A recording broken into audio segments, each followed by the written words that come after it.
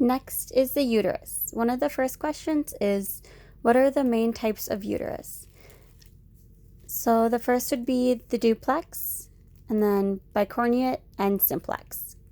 And as I had already discussed before, cattle have a bicornuate uterus because they have two moderately sized uterine horns and a uterine body. So then this is the bifurcation that we can also see right here. Here.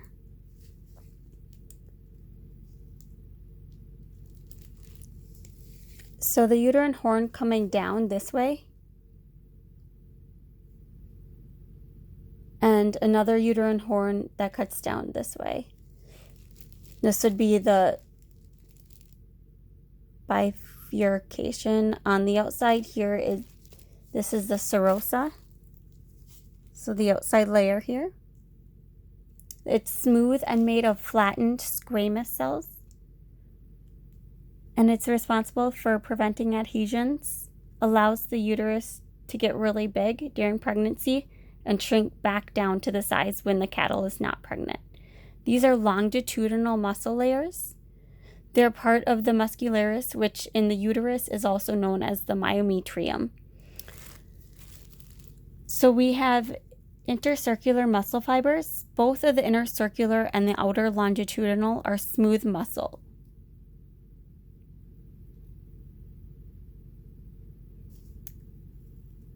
And both of them together are responsible for peristaltic contractions that bring the sperm up to the ampulla, isthmus junction, which is the site of fertilization, and also work to expel the fetus at the time of parturition. By these peristaltic contractions, so that is one of the two functions, actually, four main functions of the uterus. So transfer sperm via these contractions of the myometrium. Oxytocin and estrogen work together to cause these uterine contractions. We have the submucosa and mucosa layers between the caruncles. The submucosa houses the blood vessels, nerves, and lymphatics. So both the submucosa and mucosa become a part of the endometrium layer. The third function of the uterus is to supply nutrients and eliminate waste during pregnancy by the endometrium. Also within the endometrium are glands. These secrete histotroph, also known as uterine milk. See these little glands here?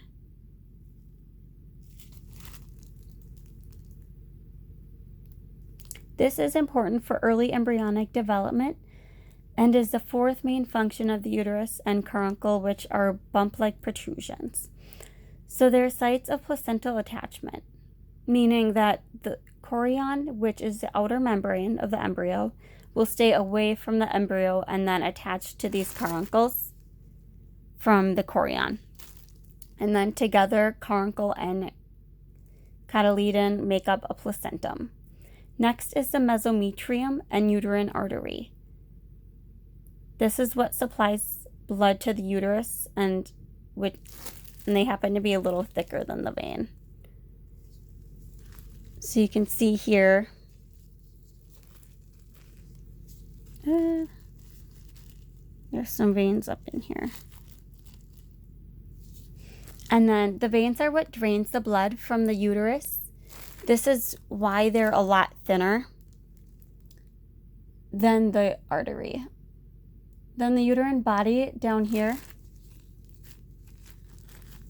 Yeah, it's gonna be down here.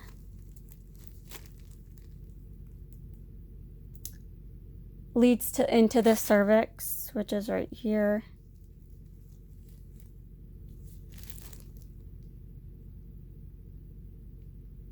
And then there are 4 types of cervices. There are the transverse fold, a spiral arrangement, longitudinal folds, and a single ring. We know that the cow has transverse folds, so we can see the cervix. The next question is, what is the function of the cervix? And how do hormones influence cervical secretions? The cervix secretes mucus-like secretions from the cervical mucosa. If there were estrogen present, there would be a thinner mucus secretion that would allow for semen passage and fertilization. If there was progesterone present, it would be a thicker mucus secretion, creating a cervical seal and prevent bacteria from entering during pregnancy. Now, the last question is, how many rings or folds can you identify within the bovine cervix? You could see the transverse folds leading from the cervix. Transverse folds.